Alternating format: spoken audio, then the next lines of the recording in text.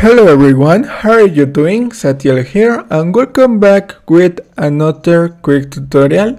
In today's I'm gonna show how to restore to defaults all your network adapter or Wi-Fi adapter.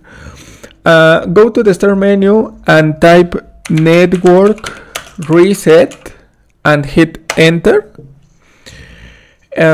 Press this button, reset now. This will remove, then reinstall all your network adapters. One click. If you receive a new prompt window, click on yes. In the next window prompt, click on close.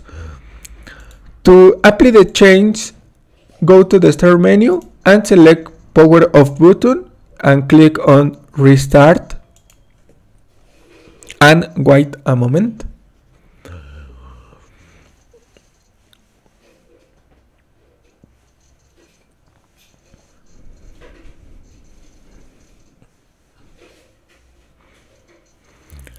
Log in your Windows.